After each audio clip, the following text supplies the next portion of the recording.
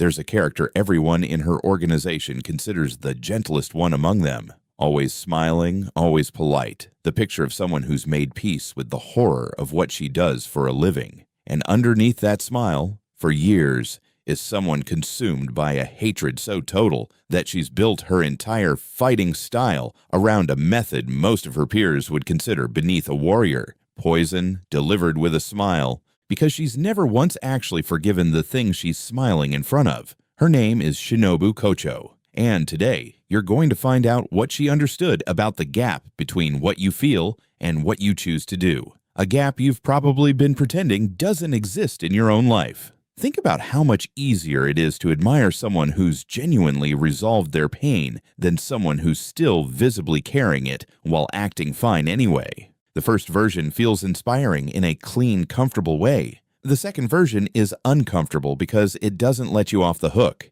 It suggests that acting decent was never actually conditional on feeling okay first, which means your own excuses for not doing so start to look a lot less convincing. Shinobu had an older sister, Kanae, who raised her after their parents were killed by a demon. Kanae wasn't just a caretaker. She was the moral center of Shinobu's entire life, someone who held a belief most demon slayers considered naive at best, dangerous at worst, that demons, despite everything they'd done, might still be reasoned with, understood, even saved. Shinobu never fully shared that belief. Even as a young girl, she saw the demons devastating their world as monsters to be destroyed, not souls to be reached. But she loved her sister completely, and Kanae's gentleness, her stubborn insistence on trying compassion even where it seemed impossible, became something Shinobu quietly admired, even while disagreeing with it. Hold on to that tension because it's the seed of everything that follows.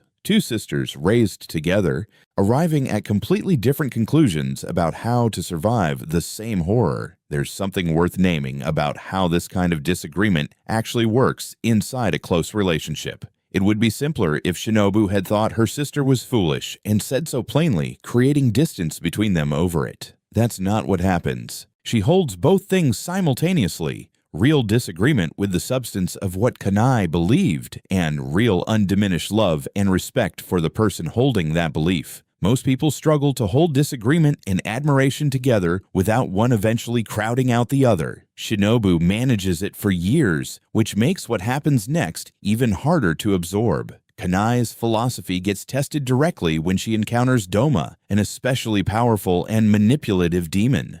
True to her beliefs, she tries a gentler approach with him, hoping to find some remaining fragment of humanity worth reaching. Doma, deceptive and remorseless, betrays that trust completely and kills her. For Shinobu, this isn't an abstract tragedy. It's the confirmation of exactly what she'd always believed, that compassion toward demons gets you killed, that her sister's gentleness, however admirable, was fundamentally a fatal miscalculation. And it's also the loss of the person she loved most in the world, taken specifically because that person tried to live out a value Shinobu never believed in but respected anyway. This combination, being right about something and losing everything because of it, is a specific, brutal kind of grief. Most people who lose someone get to be angry at fate, at randomness, at bad luck.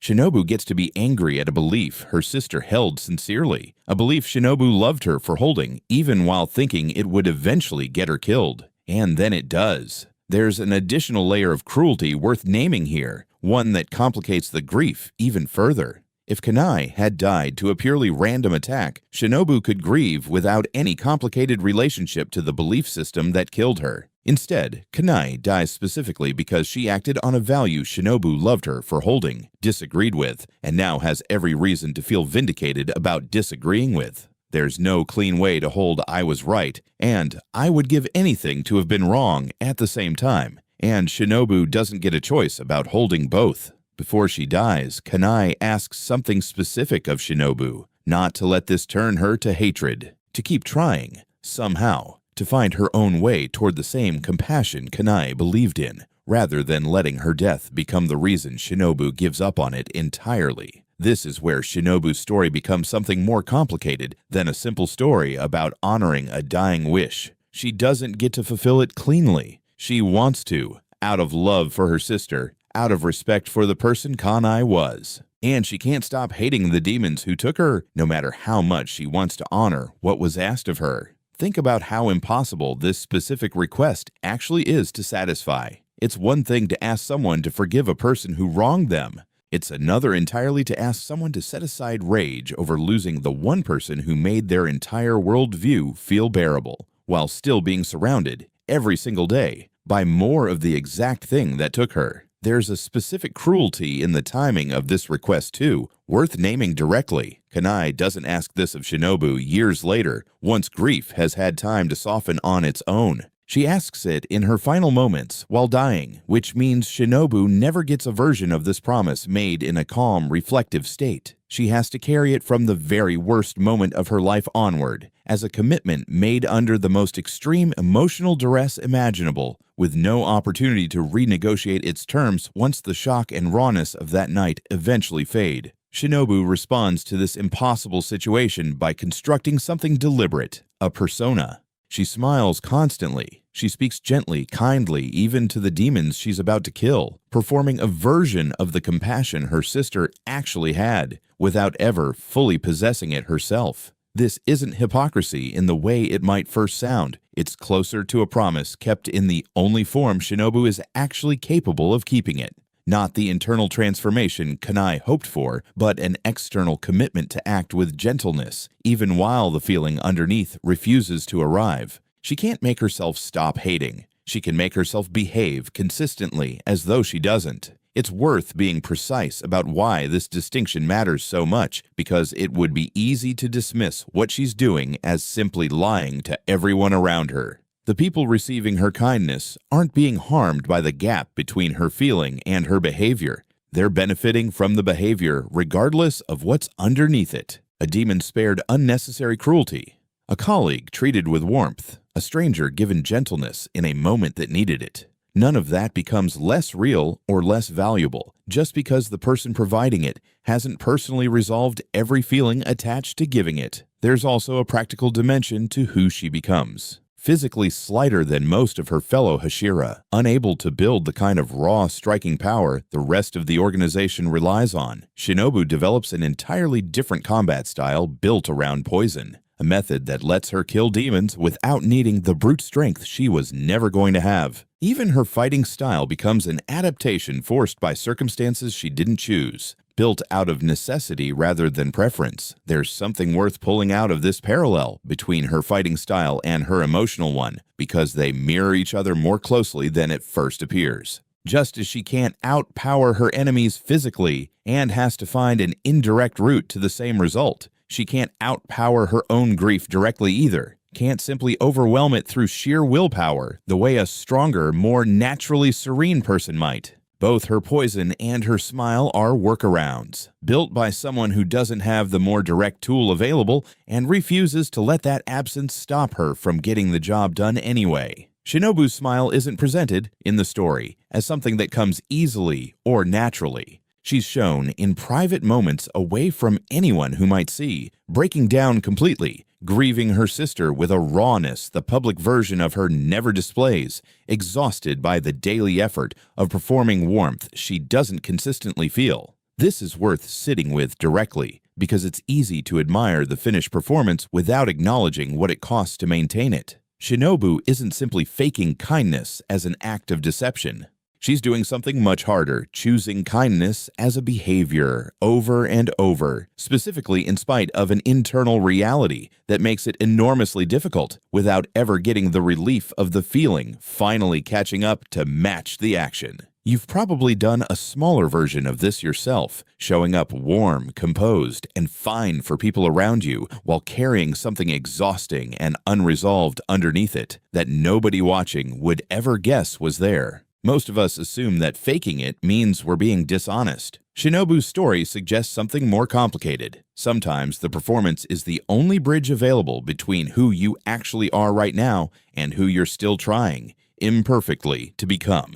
There's a specific loneliness built into this that's worth naming because it's rarely acknowledged in stories that celebrate people who hold it together for others. Every person around Shinobu benefits from the version of her she's built. the calm, encouraging, gentle presence that makes difficult work feel survivable for everyone else in the organization. Almost none of them know what it costs her to keep providing that. The people who most need you to be steady are often the ones least equipped to notice when steadiness is actually a full-time, exhausting act of will, rather than a natural state you simply live in. In her final confrontation with Doma, the demon responsible for her sister's death, Shinobu makes a choice that reveals exactly how unresolved her hatred still is, even after years of performing otherwise. She spent an extended period of time deliberately poisoning her own body to a lethal concentration, planning for the possibility that she might need to sacrifice herself entirely in order to kill him, allowing herself to be consumed by him specifically so the poison inside her can destroy him from within. This isn't the act of someone who's made peace with her sister's death. It's the act of someone willing to die, specifically to guarantee the death of the demon responsible, using a method that requires literal years of quiet, private preparation, planning her own potential sacrifice long before the moment actually arrives. Whatever compassion she's built into her outward behavior, the plan she's carried privately for that long reveals a hatred that never actually left. And yet, this same act also protects everyone else from Doma permanently. The same choice that proves she never stopped hating him is also the choice that saves an enormous number of future victims from suffering what her sister suffered. Her rage and her protectiveness aren't separate forces pulling her in different directions here. They're fused together in the same single act. It's worth resisting the urge to cleanly separate these two motives because the story itself refuses to. A simpler version of this arc would have Shinobu's final act be either pure vengeance or pure sacrifice for others, letting the audience file it neatly into one category. What actually happens is messier and more honest. She's driven by both at once, unable to fully disentangle how much of her plan is protecting future strangers and how much is finally, after years, getting to be the direct instrument of the demon's destruction herself. Most real decisions people make under grief carry that same tangled mixture, whether or not they ever admit it out loud. Here's what most retellings of this story get wrong when they try to simplify it into a clean lesson. They want Shinobu's arc to end with her finally forgiving, finally becoming her sister, finally closing the gap between the smile and the feeling underneath it. That's not what happens. She dies with the hatred still present, the promise still not fully kept in the way her sister meant it, the internal transformation Kanae hoped for, never quite completed. What she does instead is arguably more honest and more useful than a tidy resolution would have been. She keeps choosing the behavior her sister asked for consistently, for years, without ever needing the feeling to catch up first. She never gets to tell herself she's finally become someone who doesn't hate. She just keeps acting like the person she's trying to become, indefinitely, treating the gap between feeling and action as something to live inside of rather than something that has to close before she's allowed to move forward. Real integrity, the way Shinobu lives it, isn't my insides finally match my outsides. It's my insides are still a mess I haven't resolved, and I'm going to keep choosing the right behavior anyway, indefinitely, without waiting for the feeling to arrive first to justify it. Can you sit with that same tension in your own life, choosing the kinder action, the more patient response, the more generous interpretation of someone, even while the feeling underneath still hasn't caught up? Or do you treat any gap between what you feel and how you act as proof that you're being fake, and therefore not worth maintaining? There's a particular trap worth naming here, because it stops a lot of people from ever attempting what Shinobu manages for years. We tend to treat authenticity as requiring a perfect match between our internal state and our external behavior, as if choosing to act kindly while still feeling something else entirely makes the kindness somehow counterfeit. Shinobu's whole story argues that this standard is not just unrealistic, but actively harmful because it gives people permission to behave badly anytime their feelings haven't caught up yet, as though bad behavior were simply more honest than good behavior chosen deliberately, in spite of what's underneath it. Now forget about Shinobu for a second and think about you. Think about the version of yourself you perform for other people, patient with a coworker who exhausts you, warm toward a family member you're secretly still furious with, composed in a situation that's actually tearing you apart inside. You've probably judged that performance as dishonest, as evidence you're not really over something, as a sign you need to fix your insides before you're allowed to keep acting decent on the outside. Shinobu carried a grief and a hatred she never resolved for years, and never once used that lack of resolution as an excuse to stop behaving with the gentleness her sister asked of her. She didn't wait to feel like a better person before acting like one. She just kept acting like one, indefinitely, with the mess still fully present underneath,